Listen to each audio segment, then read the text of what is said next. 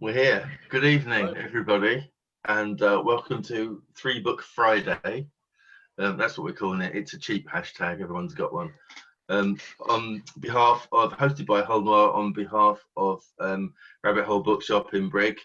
I'm Nick Triplow, and to my whatever side that is, left, right, is Nick Quantrill, and we're co-hosting this evening to bring you something in support of Rabbit Hole Bookshop in Brigg. And just very, very quickly, just to give you some context, for many, many years when I moved up to North Lincolnshire, there wasn't a bookshop.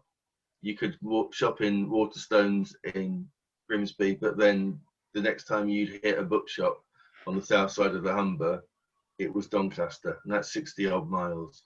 So when Rabbit Hole Bookshop opened in Brigg, probably 4 or 5 years ago now, it was like a little oasis. The fact that it was run by two of the most friendly, welcoming and giving people you could imagine was an absolute bonus. They've struggled during lockdown, as lots of small businesses have, and they opened last week. And the day after they opened, they went into work the following morning to find that somebody had trashed the store, they'd put a rock through the window, they'd vandalised it, the new displays were knackered, books had been stolen, and frankly, after all that time, they were pretty much on their knees with it. So what we wanted to do was just get a bunch of people together to help out. There's a Just Giving page and a couple of other, or one other page, and we're going to show that to you a bit later on where you can donate. But basically this evening, what we're to do is to support Rabbit Hole, and to give a little bit back to them for all they've done for us as readers and writers, and also to celebrate World Book Night, which obviously we planned a long way ago, perfectly to coincide with this. So what's going to happen is we're going to go through 3 different categories of book with each author. It's going to be a book that somebody has given us, or something that's recommended to us, a book that we've either given or would recommend to someone else, and a book that's influenced us as writers, each of us as writers. So hopefully we can get round in the time allowed, and leave sort of 15 minutes at the end for questions. Now at the bottom of your screens you'll see a Q&A, little Q&A bubble. If you've got questions for us, from about 45 minutes in, we'll give you a reminder. But if you put your questions in the Q&A box, we'll pick those up as we go along, and then try and work through some of those at the end. So that's what we're doing. That's where we are. Thanks everybody for joining us. I'm going to pass over to Nick now to introduce our authors for this evening. And thanks, Nick. Yeah, good evening, everyone. So I'm going to just quickly introduce you to our authors we've got here tonight. As you'll know, if you've been to a Hull Noir event, you'll probably know me and Nick before, and quite possibly Nell as well, because we've done plenty of things together now, haven't we? But to quickly run through it, so I'm Nick Quantrill. I'm the author of the Joe Geraghty Private Investigator series of crime novels set in my home city of Hull. The latest of them, Sound of the Sinners, was published last summer. I don't know, time don't mean anything anymore. It was published last summer, I think. And I'm also one of the co-founders of the Hull Noir Crime Writing Festival, which ran online last month. Nick Triplow is the author of Getting Carter, Ted Lewis and the Birth of Brit Noir, which is the Ted Lewis biography. Ted Lewis wrote, as we know, Jack's Return Home, which was filmed as Get Carter, and is a Humber novel, and we're having him back as a Humber writer. Nick's also the author of South London noir novel Frank's Wild Years, and the author of various social history books, including the brilliantly titled Patty Slappers, which looked at female workers in the food industry in Hull. And Nick is also a co-founder of the Hull Noir Crime Writing Festival. You have to be called Nick to work for the Hull Noir Crime Writing Festival. That's the rule. Nell Pattison, to my right on the screen, is the author of The Silent House and Silent Night, and The Silent Suspect follows next week. That's coming up Thursday next week. Yep. All the novels feature British Sign Language interpreter Paige Northwood, and are set around the Humber region and Scunthorpe. And Nell is also a teacher who specialises in deaf education. Underneath me, I can see Phil Earle. Phil is the author of numerous titles for children and young adults. Before becoming a writer, Phil, much like myself, wanted to play professional football for Hull City, but an addiction to Mars bars and Frazzle stopped that becoming a reality. obviously nothing to do with ability, was that, Phil? I would have thought. Nothing to do with what? It was a complete lack of talent, mate. And When the Sky Falls, which is a novel set in the middle of World War II, that's published this coming June. So we're looking forward to that one. And diagonally to my left underneath me is Matson Taylor. Matson grew up in the flat part of Yorkshire, which I like. So is that the East Riding, Matson? That's the East Ridings, exactly. Not far from Beverley. Fantastic. And you're the son of a professional footballer. That's also an interesting fact. I am. Matson's debut with The Miseducation of Evie Epworth, set in 1962 in East Yorkshire, was published last year during lockdown and was selected for Radio 2's book club. And the paperback follows next week. Yeah, Thursday. Fantastic. So it was a rare book that united me and my wife. We both read it and enjoyed it. And we don't often do that with the same sort of books. So that was a great book. Really enjoyed that one. So yeah, our first category, as Nick said, we're going to go with a favourite book that was given to you by somebody or recommended. And I'll start with Phil, because I can be on the top of my list on my list in front of me, Phil. So you chose Louis Sarker's Holes, didn't you? Tell us a bit about that. Why? Well, who recommended it to you? How did that come into your life? It came in. I mean, Holes, to those of you that don't know, it looks a little bit like this. And for me, it's the most perfect book ever written. He says, blandly. What a bland statement to start with. This book changed my life, really. This is a book that's primarily, they teach it a lot in year 6, last year of junior school. I read it when I was 26. Age 26, I got a job in a bookshop, not because I was a reader, I wasn't. But I was basically kicked into the children's department because no bugger else wanted to work in there. And the woman that ran the department said, right, if you're going to work in the kids department, you've got to recommend books. And she said, right, so, and we weren't selling Roy the Rovers at that time. That's pretty much all I read. So at that point, and she shoved Holes in my hand and said, just try it. And it literally blew the top of my head off because I struggle. I'm a reluctant reader still. I struggle. And this book is 230 pages long, right? But it spans 250 years of history. And it's a drama and it's a comedy and it's a Western and it's a crime book and it's a family saga. And all it's about, if someone says, what's it about? You say it's about a kid who gets caught for nicking a pair of sneakers and he's sent off to a penitentiary in the desert to dig a hole 5 foot by 5 foot every day. And if you say that to someone, they'll go, that sounds like the lamest book ever written. But I would challenge anyone, whether you're a child or an adult, to not read this and see it as anything but an absolute feat. There's not a wasted word. It plays with time. It plays with genre. And it's seamless. And it was that book that made me, that it's a bit of a cliche, isn't it? But people say there's a book for everyone. This was my novel. This was the book that opened the door to me becoming a reader and then ultimately a writer. So it's Holes. Fantastic. And I get the impression as well, because my wife's a big fan of it as well. She's a primary school teacher. And it's a very unflinching novel, I think. It touches on a lot of kind of important themes for children, but it doesn't kind of talk down in that sense. It's very much looks the world in the eye. It has that rare quality that great children's books have, which is exactly what you just said, that ability to say important things without ever bashing someone with a rolling pin to do it.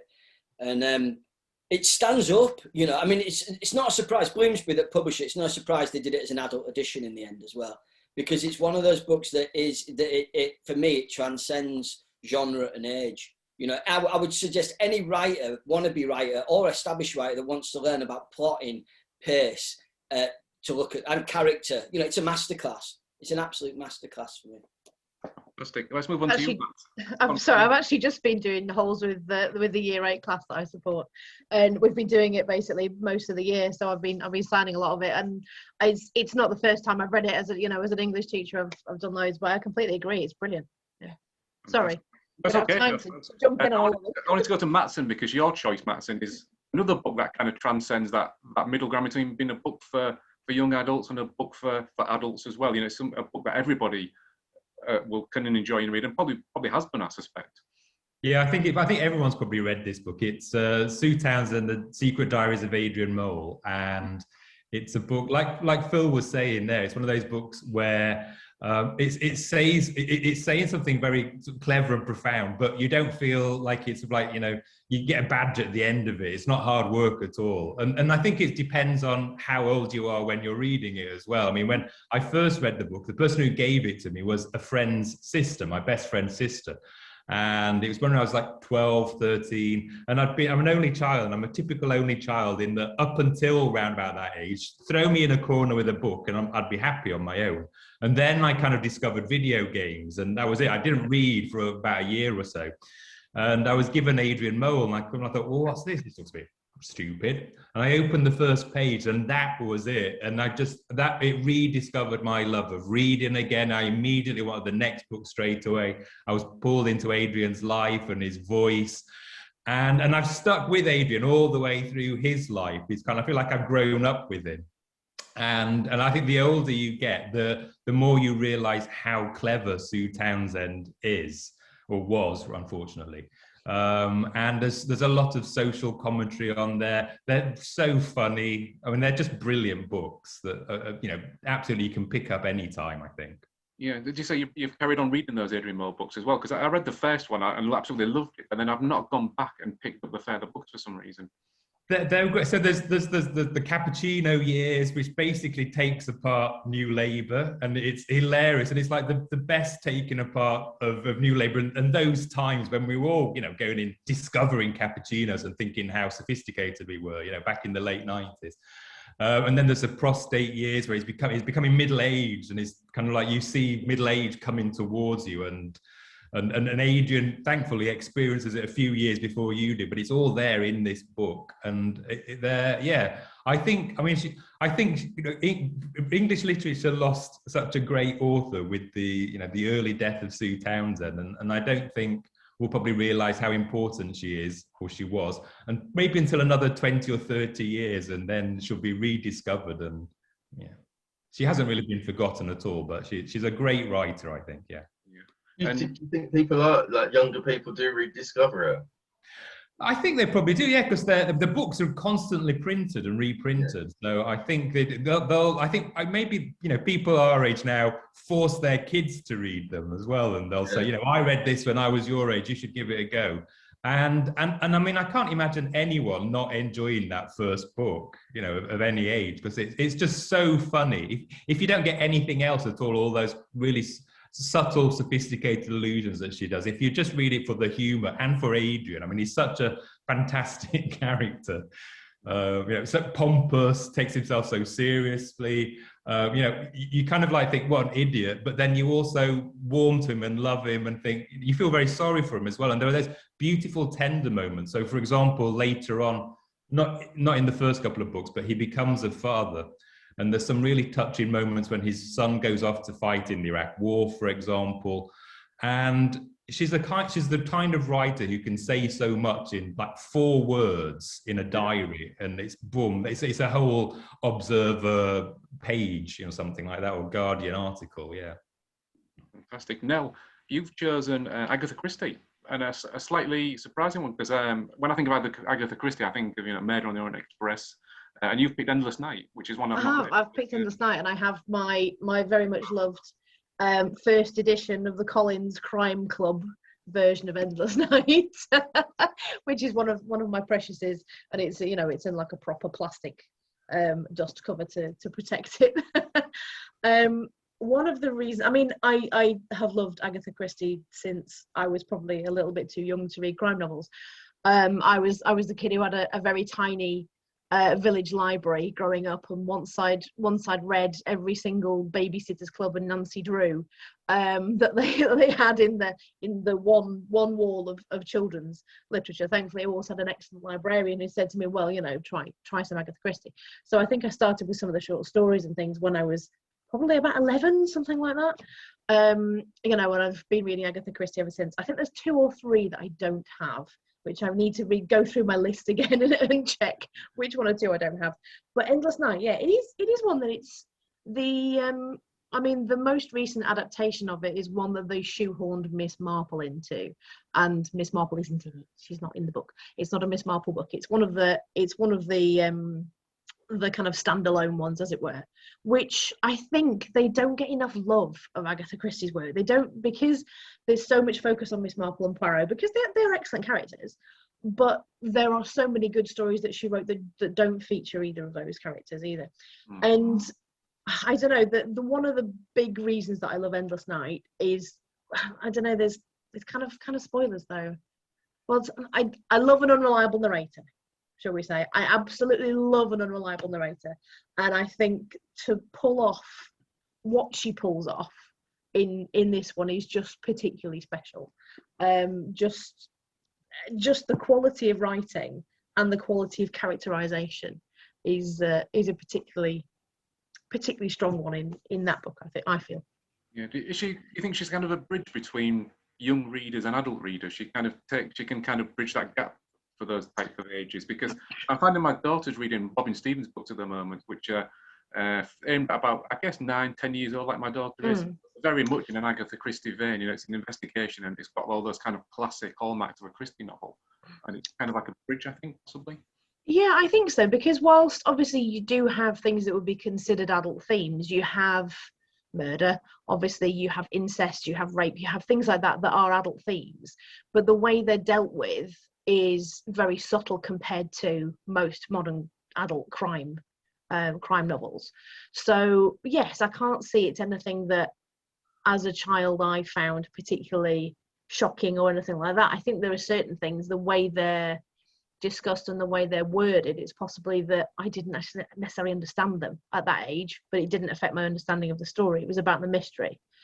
And there's no real goriness to them or anything particularly frightening, I would say, other than the kind of frightening nature of frightening human nature that she comes across. But I think that's something that is more frightening to an adult than it is to a child.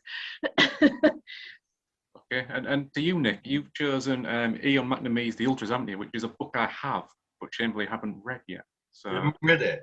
No, I haven't read it. So you best explain to me why I need to read it and who passed it along to you. Hang on, here we go. I'll start with when and where it was given to me and by whom. I did an MA at Sheffield Hallam, a creative writing MA in 2004. And it was one of those incredible moments where going from just really wanting to know, look, can I do this? Can I write books? Can I actually start something, finish it? Ended up in a room with half a dozen people, 4 of whom I'm still friends with, nearly 20 years later. And one of those, Tina Jackson, she was at the time, she was writing reviews for Metro. And so we were sharing work, as you do in these kind of workshop situations. But it was under the kind of tutoring of Jane Rogers, who is possibly one of the most forensically accurate at picking out the thing that's wrong with your piece of writing authors that I've ever met. She's incredible. But Tina had sort of just reviewed this book when it first came out in 2004 and said, you've got to read this. And it's a true life story of a Special Forces operative, Robert Narak, who was in Belfast in the 1970s. And he disappeared, presumed murdered by the IRA. And it takes you through the kind of shadowy parts of his life before he disappeared, but it also through the perspective of Blair Agnew, who was an RUC sergeant at the time, in a contemporary setting, looking back at what his involvement was with the SAS and with MI5 and how they were recruiting loyalist paramilitaries to do their work for them. And you kind of caught in this incredible bleak dark web of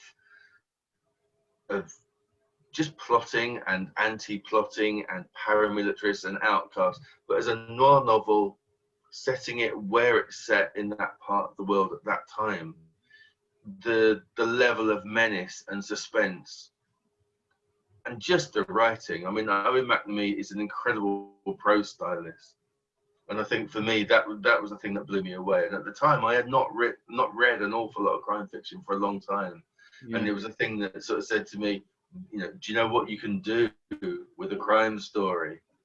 And it took me into another world. And at that point, that was when I kind of switched what I was doing, and it moved me completely into another area of reading. I mean, the choice could have been something like Alma Cogan by Gordon Byrne, or David Peace's Red Riding.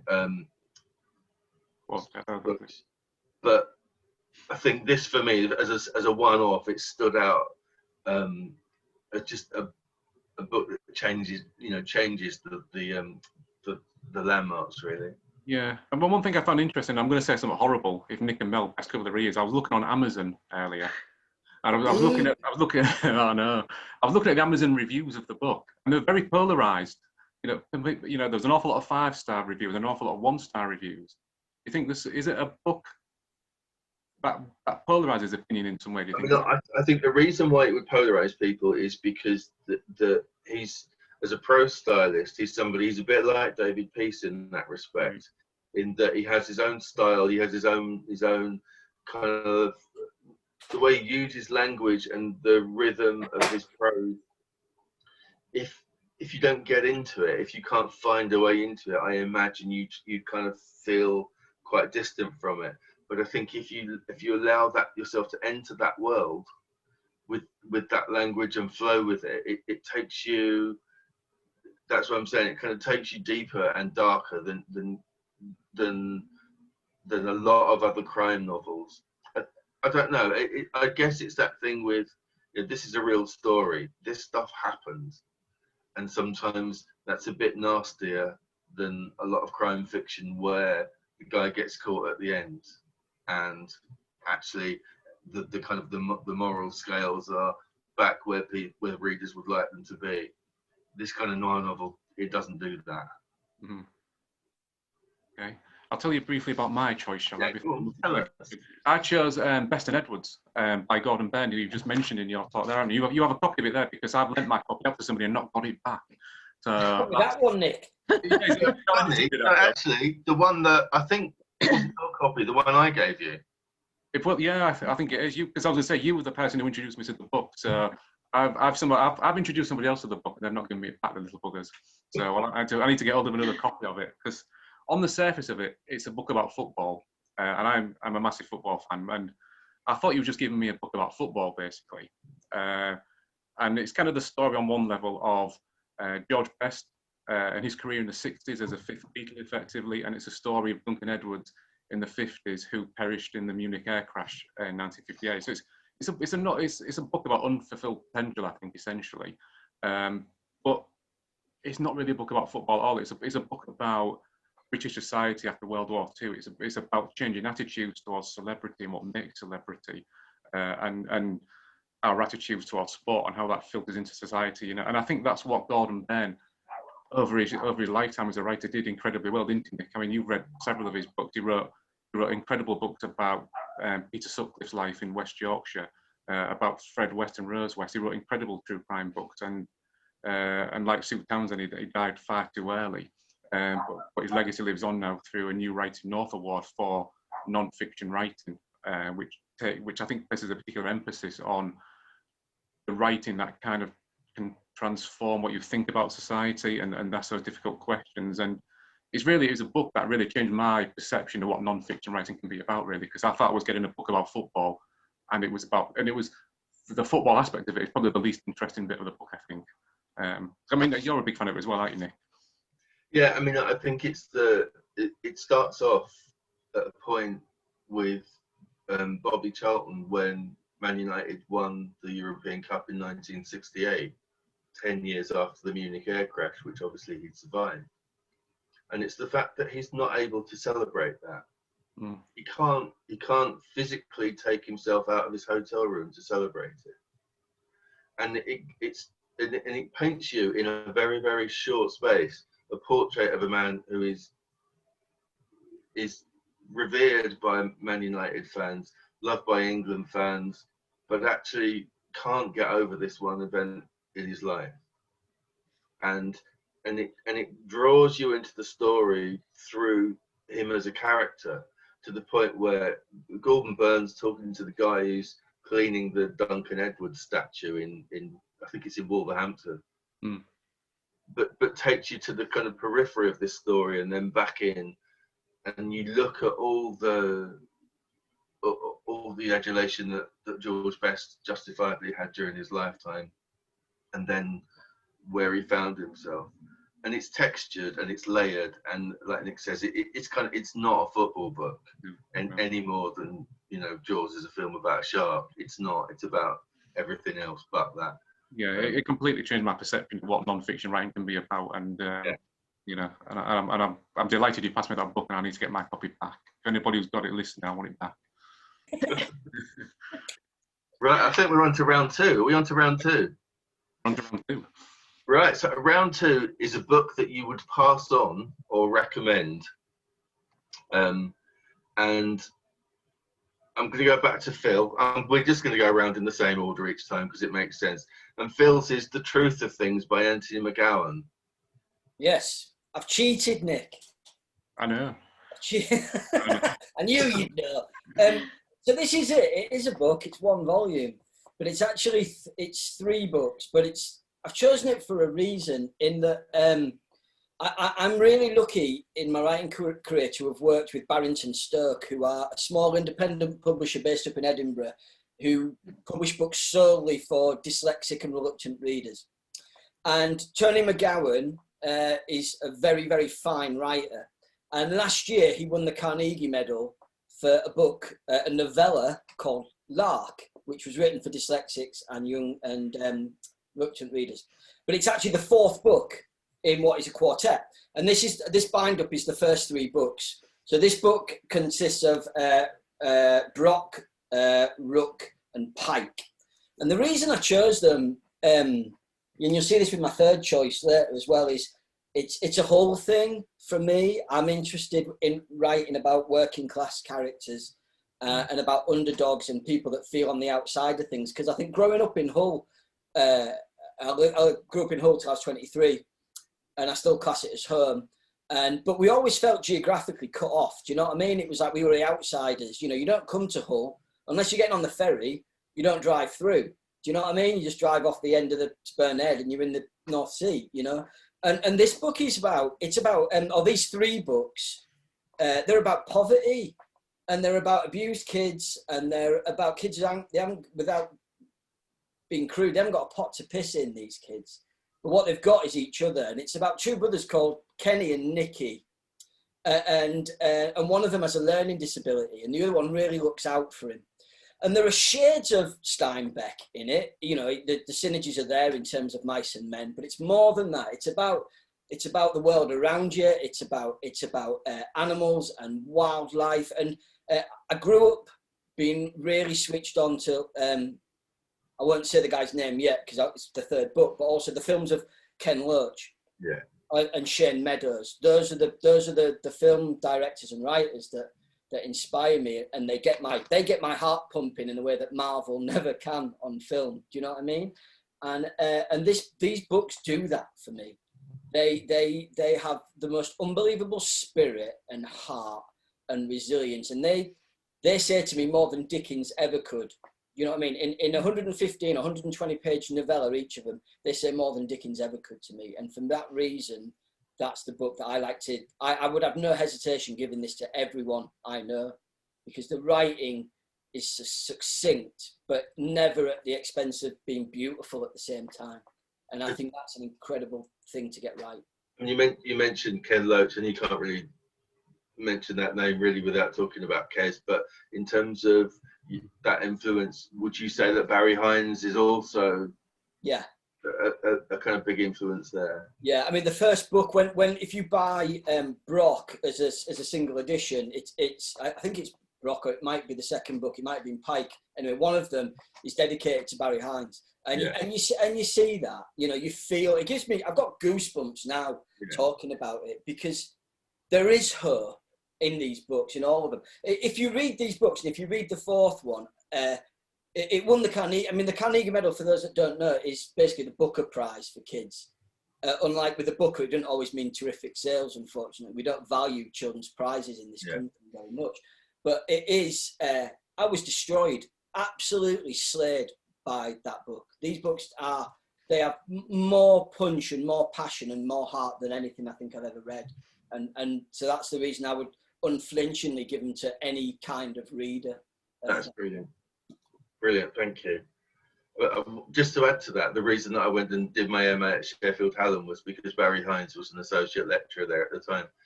And he wasn't in good health, and we had one lecture with him, and just completely blew me away. What a man. Yeah. Right, Nell, come on then. What you giving and what you got? Sorry, me. Oh, sorry. I thought we were going the same order as we were before. It confused me. Oh, right. I've got, no, we will. You go next. Yeah, okay. So I have The Darkest Secret by Alex Marwood. There you go. Which I got at Harrogate 2016, I believe. Yes, yeah, it's a signed one as well. Yes, Harrogate 2016, which was the first time I'd been to Harrogate, the crime festival there, which was just absolutely amazing. And that was then where I properly solidified the idea for the book that became The Silent House. So everything about that year in Harrogate has had a profound effect on me in many ways. But the thing with The Darkest Secret is, yes, it is one of those psychological thrillers that has twists and things like that. But just the characterization and the psychology in it is just second to none. This one particularly, I like all of Alice Marwood's books, but this one in particular just had one of those endings that made me go no. And I love that in a book. I love being tricked, and I love being fooled, particularly when it's something that we kind of expect in crime and psychological thrillers now. We expect the author to trick us and fool us in some way. So there is something that I really didn't see coming, and I always love that in a book. The thing with Alex Marwood is that her novels the crimes in them are loosely based on real crimes. So they're not a fictionalization of those crimes. They just take that crime and put it in a certain fictional situation, as it were. So, for instance, in this one, there is a little girl who disappears after her parents are partying one night and leave her and her siblings alone. So I will leave you to figure out which crime that is. But there's also one of her books, I think, is a character based on Dennis Nielsen, and there's one based on the boys who killed James Bulger as well. So, but they are her kind of fictionalized imaginings of what might happen in their lives, possibly in the future, and things like that. So it's not directly related to that real life crime, but having that in the back of your mind is always a really interesting twist when you're reading it as well, knowing it's not based on truth. There's nothing true in it. It is entirely made up from her head. But you know, it gets you thinking about real life situations as well. But yeah, it's just she just writes really good bad guys as well, really good people that you really hate so much that you have to keep reading because you have to know what happens to these awful, horrible people. Which, and that's Yeah. important, isn't it? When if you're going to write a crime novel, your antagonist, it's like the devil needs to have all the good tunes in some respects. They at least need to root for them in some nasty respect. Yeah, or at least, you know, you have to see them get their comeuppance. You have to see that something happens, that they don't get away with it, or that they, you know, end up reaping the consequences of their own actions in some way. And yeah, it is just one that I recommend regularly. However many crime novels that I read and have read over the last 5 years since I first read this, it is one that I always come back to and I always recommend to people if you know, if they want something that might still keep them guessing. Brilliant, thank you, Matson. Okay, so the book that I've chosen here is Tracy Thorne, who some of you might know as one half of Everything But the Girl, and she's now establishing herself as quite a successful writer, a very successful writer, I should say, actually. And this is the book called Another Planet: A Teenager in Suburbia. And it's a strange book because it's kind of part memoir, part autobiography, part social anthropology, part pop history. I mean, it does lots of things in a very quite understated but clever way. And I mean, she's got lovely, clean prose, which is very nice. She writes very well, and she's quite self-questioning as well. So that basically the book, there are two timelines. You've got Tracy Thorne growing up in suburbia in early 1970s, and then you've got her writing the book in, I don't know, like 2016, I think it is. And she goes back as an adult and visits where she grew up. And I think that was one thing that really drew me to it, because I think all of us, you kind of reach when you reach a certain age, up until when you're quite young, or you only look one way, you just look for the future, and you're only really interested in the future, and that's, you know, that's where your focus is really looking at. And then you sort of like hit a certain age and you become a bit nostalgic, and this is what she's questioning about herself. She's thinking, well, why do I suddenly have this urge to go back? So I found that really interesting, because I read it right at the age when I was thinking about doing that as well. And I also really liked it because I'm interested in the 1970s. The book that I'm writing now is set in the 1970s. So it's interesting to see her diary extracts from the 1970s, and then her comments and her memories and how they differ. And then she talks about society from the 70s and things like, you know, she's very good with class, actually. It's quite a narrow range of class that she looks at, but she's very good at dissecting within this narrow range, kind of like all the different gradations amongst it, and all the kind of like the material culture that signifies certain things. And I found that fascinating as well. She's got a very good eye, amazing memory, and it's actually like the first book, Adrian Mole. It is very funny because she has extracts from her teenage diaries, the real teenage diaries, and like all of us, when, you know, like quite a pretentious 13, 14-year-old who likes reading and takes themselves quite seriously, I mean, the extracts are very funny, and Tracy Thorne knows that now as an adult, and is very good at gently poking fun at herself as well. So it's just a lovely, quite understated book, but, you know, very warm and nostalgic and thoughtful and thought-provoking as well. I mean, I think she's one of those people who, for a lot of us who sort of listened to music in the 70s and 80s, she worked with a huge number of people. I know she was on the Style Council's first album with Weller, and she did work with Massive Attack and all sorts. Does it take you into that? Does it give you a little bit of a sneak preview of what happened behind in the studio door? Well, that's her first book, and her first book does that. It might take you all the way through her musical career, and that's a brilliant book as well. This book kind of tells you how she got into music in the first place. And so that's fascinating as well, because she's writing just before punk, and you can kind of like almost smell wafts of this, something exciting's going on somewhere not in suburbia, somewhere just out of reach, there's something. And you can tell this kind of interesting teenager wanting to know what it is. And you get these wafts at the end of the book of sort of punk and music and London. She goes off to live in London. And I think a lot of us go through that as well. You know, when you're a teenager, you always feel something more exciting is happening somewhere else. And you get that in the book, yeah. Right, let's go on my to-be-read list. Right, Nick, come on then, what you got? Right, I'll be quick because I can see we're running up against time already, aren't we? And we've got another round to do, so I'll blast through this one quickly. I read a lot of crime novels because I've always been a massive crime reader. I wanted to pick a crime novel that maybe readers will maybe come across as yet, and it's called The Hollow Man by Oliver Harris, and it's the first in a trilogy by Oliver, and it's kind of nominally it's a police novel, but the police detective in this, DC Belsey, is an absolute wrong-un.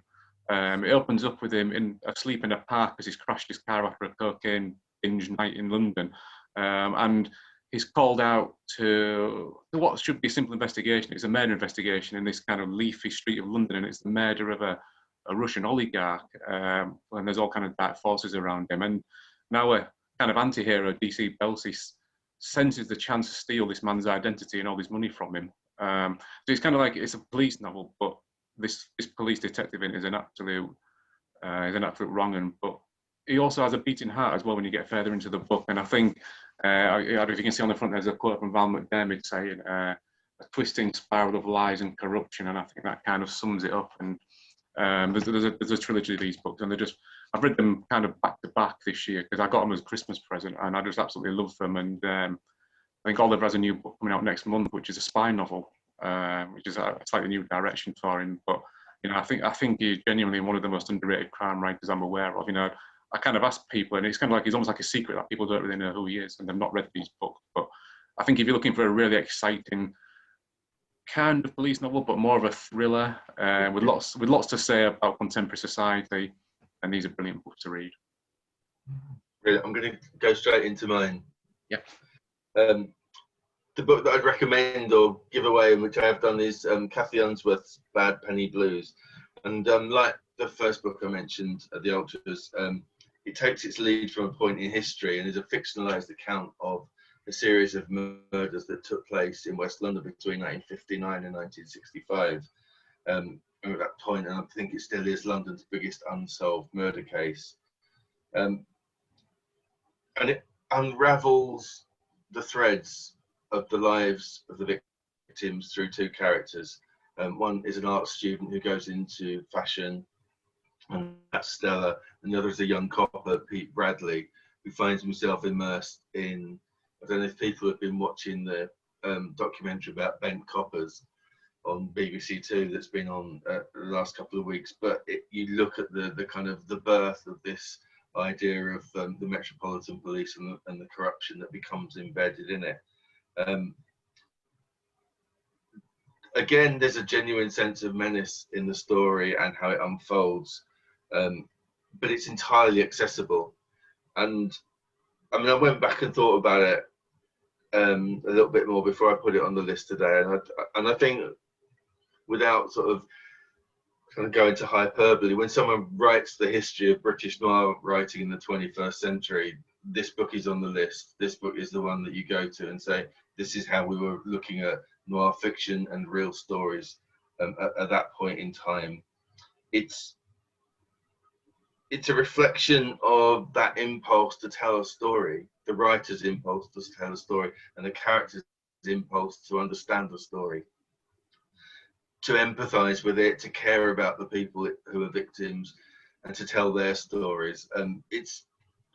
I guess, I don't know if it is underrated, because I think people who've read it and people who know about it don't underrate it at all, but I think it needs to be more kind of widely read.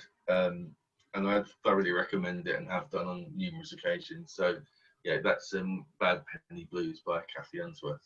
Excellent. So I think just before we move into the third round of books, we're just going to quickly share a screen with you to show you how you can go to the rabbit hole. Obviously, as they get back onto the feet and get the shop back open, there's been a couple of donation pages set up by members of the public and friends of the shop. So if you're able to share anything with those people, that would be fantastic. We'll all help get a community bookshop back up and running again. So brilliant, thank you. I can see we're cracking on with time, so we're going to go straight into the third round, which is a book that's influenced our own writing. And if we can get through this quickly enough, we might be able to get a couple of questions in from the audience as well, if you've got anything you want to know from our authors tonight. So a book that influenced your own writing, Phil, you've gone for, well, it's not actually a novel, is it? You've gone for, I guess it's a collection of scripts. Yeah, I've cheated again, Nick. Yeah, I know. It comes back to the whole thing again. I kind of already alluded to it. As a reader growing up, I always felt like an outsider. I didn't think I was a reader. I didn't read novels as a kid, really. I struggled with it. What I did read was Roy the Rovers. Every Monday, without fail, me and my brother used to scrap over it, and he always won because he was 2 years older and he was a git. And so, but I was always told at school that wasn't proper reading. Phil, you're not a proper reader.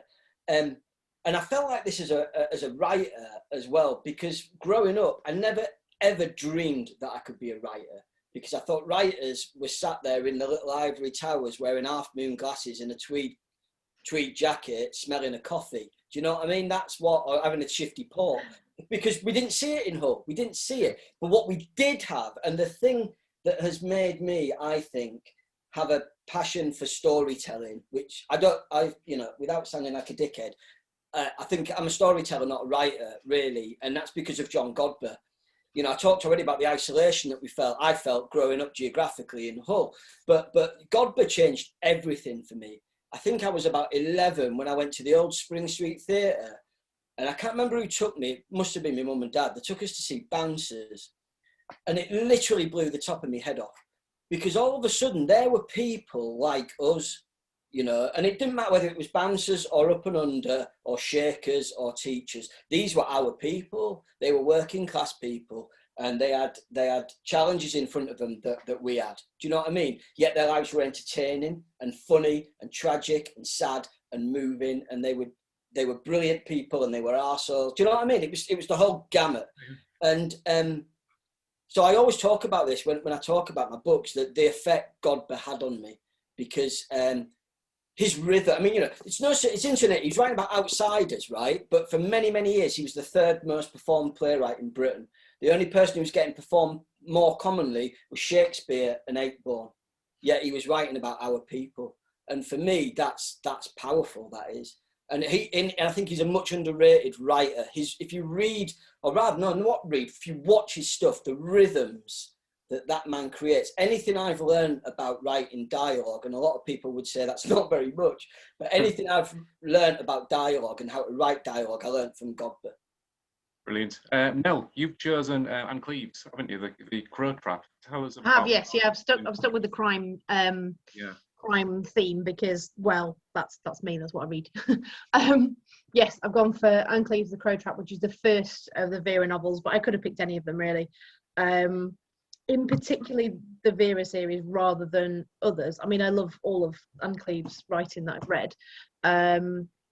But I particularly love the Vera ones, just the way there's so many layers to them.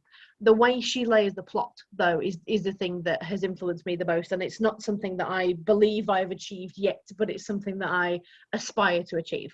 The way that she weaves different plot elements together, and the way that you feel like she's just managed to get you onto a level where you understand what's going on, and then something else happens and layers it in again, and it all, you know, turns on its head again. In all of these, I mean, in the Crow Trap, the thing with it is that, yeah, Vera's the main character, but she doesn't appear for the first, I don't know, it's like 100 pages or something, isn't it? Yeah, which must break everyone going, doesn't it, essentially? Yeah, exactly. So Vera herself doesn't appear for quite a while in the first book. But as well, Vera is just such a well-written character. She's just, and I mean, for the TV adaptation, Brenda Blethyn does a really good adaptation, a really good rendition of Vera, as it were. But yeah, she's just such a rich character, and I think as well you get a huge sense of place as well. They are crime novels with an entertaining and intriguing plot, and they've got all the mystery that you need, but you still have that strong sense of place as well. And to fit all that into one book is always something to admire, I think, from a writer's perspective. Yeah, fantastic. And Matson, you've chosen Atkinson, another great writer, haven't you? And a debut novel, was it, Behind the Scenes of the Museum? Yeah, exactly. Yeah, and I read this probably a couple of years after it first came out, and it was a friend who gave me the paperback. And I can remember, it's probably a story about how important book covers, not to judge a book by its cover, because I can remember looking at the cover and it was all quite twee with doilies and teapots and things. I'd just come out of an English literature degree, and I was like, I don't read stuff like this. This looks rubbish. And I think I probably had nothing else to read one time, and I just opened it and started reading the first page, and you just get sucked in because she's got this narrator who's like born there. Like, you see the narrator being born on the first page, and she's like, here I am, and in that first person the voice just grabs you, and I couldn't stop reading. And like, there's, you know, within the first paragraph there's a couple of really good jokes, and I'd laughed already, and I was like, God, this is weird, I didn't expect to laugh. And the prose is really lovely as well, but not in a way that she's kind of like, not sort of like luscious and languorous, and like, you know, her sentences don't go on for, you know, like 4 pages. It's not that kind of book. She taught me that economy of writing is probably, you know, for me, that was the thing that I learned from her, and the power that can give you, and that you don't have to be kind of like pretentious to write well, because she writes really well, but she's so readable and funny. Yeah. Excellent. And you, Nick? Can I? Sorry, I just want to interrupt it. Is that the one that has the pet shop fire in it? Yeah, exactly. Yeah. And I've not read the book, but that was an extract in a GCSE practice paper I was doing with Year 11 the other week, and I remember thinking, oh, I quite fancy reading that book, but it doesn't tell you what book it's from. But that's good, I know. It's that way. It's brilliant. Excellent. And you've chosen, Nick, yours is a popular choice. I think I can see Russ listening in the audience tonight, and I think this is a book he's told me about an awful lot as well in the past. Winter's Burnt by Daniel Woodrow. Yeah. Tell us about that one. Why was that such an influence on your writing? Yeah. I mean, it's an incredible short novel, and in a sense, that's one of the reasons why I really like it. Just to give you a quick overview, the main character is this 16-year-old girl, Ree Dolly, and she's a member of the Dolly clan, and they live in the Ozarks of Missouri. So this is about as far away from any frame of reference that I might have. She wants to join the army because that's the only way out she's got. For anybody who's, you know, out of luck and out of money, that's what you do. You join the army. And I just get a quick quote that she talks about. The narrator talks about where at the age of 12, people are dead to wonder, dulled to life, empty of kindness, boiling with mean. But she wants to leave, but she's forced into a situation where she has to go and search for a missing father. And a missing father is a crack chemist, or I think they call it crank, which is like a methamphetamine thing. And so she goes on this quest, and it's a quest novel with this incredible 16-year-old character. And again, I suppose in a way it's similar to the first choice, the language and the way he creates this lexicon of a place that none of us have ever been to or are likely to go to. And in terms of its influence, I mean, at the moment I'm writing a novel set in Grimsby about the fishing industry in the 70s, and then how that manifests itself into a post-industrial landscape now, and how that impacts upon a woman whose family has kind of been part of that whole industry but isn't anymore, and the way that you kind of have to navigate a whole social system in order to just survive. But it's about working class women, and what I found with this with the book, it reinforces that sense that a story can happen anywhere, and that's actually important that a story does happen anywhere, and not just, you know, in big cities or New York or Los Angeles or London or whatever. It has to happen in those places that you don't know, to really draw out the characters and to create these wholly believable people and their lives. So yeah, it's kind of pared down at 193 pages, but it's perfectly paced. And I think the the lesson from that is, you know, you say what you can say what you want to say in that sort of thereabouts 200 pages. And I think that feeling of having to produce 90,000 words and I don't know however many pages that turns out as being, it's almost like it's a liberation from that. Excellent. I'll quickly just tell you about my choice before we go to a couple of questions from the audience. I've got the latest Ian Rankin novel here, A Song for the Dark Times, and it's more generally about Ian Rankin for me. When I started to write, I knew I wanted to write about Hull. That was always going to be my thing. I had to write about the city. That was going to be my character, and you know, and I don't think anybody in crime writes about place as well as Ian Rankin does. And Ian Rankin's Edinburgh is fantastically brought to life over the course of 20 or so books, and that was a huge influence on me as a writer. But what kind of influences me more about from Ian Rankin is the fact that this novel, which came out last October, November time for the Christmas market, it's his 20th novel, and I think Ian's just turned 60.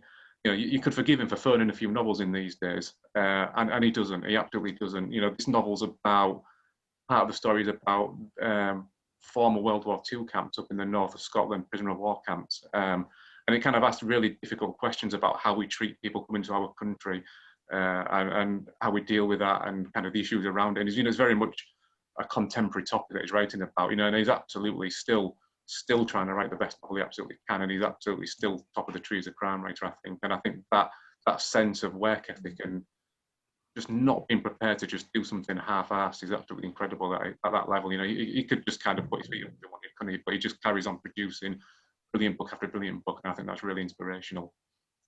So I think that's my book, Nick. I don't know if I've got some questions from the audience before we wrap up. Yeah, we've got one which Russ has dialed in, and he's asking, can we buy books online from Rabbit Hole Bookshop? You can contact them directly via, I think, their Facebook or their email address. Nick and Mel are trying to sort out doing online sales, but essentially if you get in touch with them, you can order any of these books. They'll get them for you, and you'll be able to pay them directly through them rather than through an online portal. So if you contact them directly, they'll get it sorted and they'll get the books sent to you.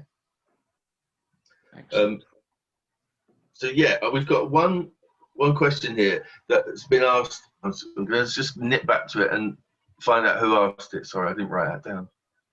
Amy's asking, have we got a favourite character? Favourite character? I should yeah, go Phil. Yeah, go on. A shout. The best book I read last year was by an independent publisher called Blue Moose, who are based here in Hebden Bridge. And I know that the rabbits know about it because they've talked about it a lot online. It's called Leonard and Hungry Paul by Ronan Hessian. And if ever there is a book that we need right now, it's that book, because basically it's 250 pages of not an awful lot happening, really. It's not like the Titanic. There's not loads of stuff going on. But the characters, you will fall in. I fell in love with every single one of them. Their kindness. It's like reading about a couple of Dublin Dalai Lamas, these guys. The wisdom that they have is unbelievable. So Leonard and Hungry Paul would be my shout for that one.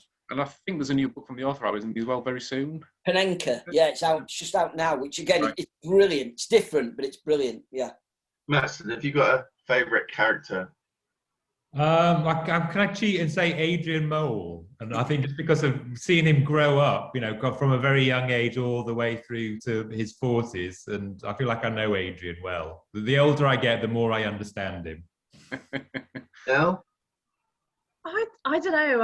I was thinking about this when I saw Amy had asked the question. I've been thinking about it, but I don't know. I find it really difficult because I think a lot of the books that I read, they don't necessarily have likable characters at the centre, and so they're not necessarily ones that I would call favourite. Hang on, no, I will say Ruth Galloway in Ellie Griffith's series, Ruth Galloway series. Yes, I do like Ruth. I do. I have a lot of time for Ruth. I would sit and have a glass of wine with her. Brilliant, Nick. It's a tough question, isn't it? I want to say something wordy like Atticus Finch from To Kill a Mockingbird or something like that, but I wish I was like 10% as cool as a character who walks around in an Elmore Leonard novel. These kind of like street level criminals who are kind of on the edge of things, and I always have the coolest way of doing things and the coolest way of saying things. I think Elmore Leonard novels are kind of like my comfort blanket, really. You can just kind of sort of envelope yourself in them, and they're like a little warm hug, aren't they? I think his novels. So I'd choose something from Get Shorty, something like that. Maybe the guy who Chili Palmer, who's played by John Travolta in the film, something like that. Right, now I need to think of a character because I've been listening to you a lot and not thinking. Off the top of my head, not a favourite character. All right, a compelling character. Jack Carter. Yeah, I had to get it in somehow, shoehorn it in somehow.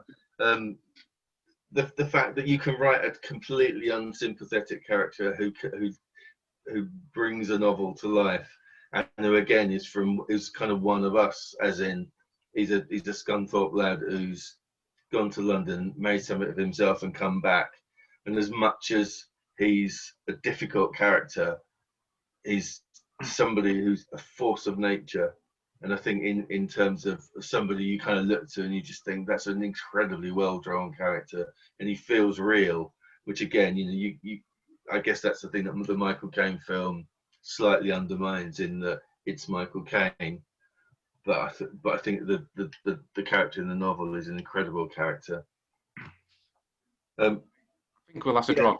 Somebody's asked us whether or not we've got a book. We're going to be posting a book list. We are going to post a book list after this, aren't we? Yeah. We can do. I can tag in the rabbit hole on Twitter and get it to them. We'll figure a way of getting it online. Okay. And here's a question for Matson, actually, from Madeline. She says, "I understand that you work at the V&A, which is my absolute dream as an arts curator. Do you find yourself influenced by your career as a historian in your book choices, and does it shape your own writing?" It's a very good place to do research. So, I mean, like this is why, writing about the 1960s and 1970s, it's actually quite easy because it's just all around me at the V&A. And I'm very lucky. I've got the National Art Library, which has virtually every single magazine that's ever been published. So I can just go and flick through, like a few old copies of Vogue or Country Life or whatever, and that's it. You're transported right back to the 60s. It's a great place. Yeah, I'm glad you like it. Have you been nipping in during lockdown and just doing No, it's been completely closed. You can't go in. I haven't been there for a year. It's really weird. It's very, very strange. I'm desperate to go back, actually. Yeah, and get in. I hate to see your intro when you get back. Gotcha. I just want to go back to the cafe. It's got one of the best cafes in London. It's a good point, actually. It does. Yeah, it's a good cafe. Okay, this is from Cathy Unsworth, and she said, "We've heard about your heroes. Who is your favourite villain?" And I think this is probably going to be the last question, and we'll wrap up. Favourite villain?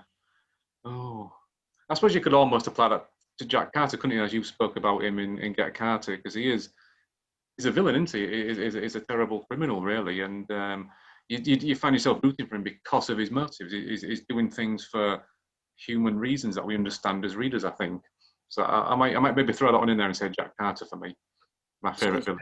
Yeah, go on, Phil. It's a brilliant point, right? Because I don't read a lot of adult fiction, but I read crime a lot, and that's George Pelecanos. As Nick knows, I talked to Nick about this a lot. Pelecanos for me is like the Don. He's the greatest, and he's the epitome of the bad guy, because his bad guys are despicable. They're evil, they're awful, terrible human beings. Yet he presents them in such a way that before they do their terrible deeds, you understand why they do them. And that's one of the single greatest pieces of advice I ever got from an editor when I was starting to write was, your readers got to love your bad guys as much as they love your heroes. You can't have a two-dimensional bad guy. They have to be nuanced and they need to have motive. And Pelecanos for me does that to an absolute T. Brilliant. Nell? Oh, I don't know. It's hard enough thinking of a favourite character. I don't know. There's so many bad guys. I'll go back to the first book that I was talking about, Endless Night, and say the villain in that one, but I'm not going to say who it is. Agatha does good bad guys, isn't she? Matson. I'm desperately trying to think of my favourite villain, and I'm struggling. But the one thing I can say is, I've got a villain in my book, and writing the villain was the most fun that I had, and writing the villain is brilliant. I loved writing the villain. So, I don't know. I'll have to I'll do something on Twitter and say what my favourite villain is. I think I was going to say Jim Thompson writes some incredible villains. And I think that ability that he's got to just get you to sympathise with somebody you really, really dislike vehemently, and just take you into their world, and just bring you along to a point where you can empathise with them, and then suddenly they do something that's so despicable. So I can't think of one specific, the specific name, but the guy, Jim Thompson's villains. Definitely for me, somebody who kind of takes it to the next level of evil. Okay. Right, I think that's it. I think we're wrapping here, and I just want to thank everybody for coming along. So just to remind you, there's the places you can donate to Rabbit Hole Books. You can buy books from Rabbit Hole if you contact them directly online, either through their website or probably via Facebook as well. If you contact them through there. So just really to thank Phil Earle, Nell Pattison, Nick Quantrill, Matson Taylor, and Simon, who's been running our tech stuff for us. So thank you very much for coming along. Please don't throw rocks through bookshop windows. It's not a good look. It's not something we encourage. And thank you to Rabbit Hole. Just keep doing what you do, and we'll keep doing what we do. So good night, everyone, and thanks for joining us.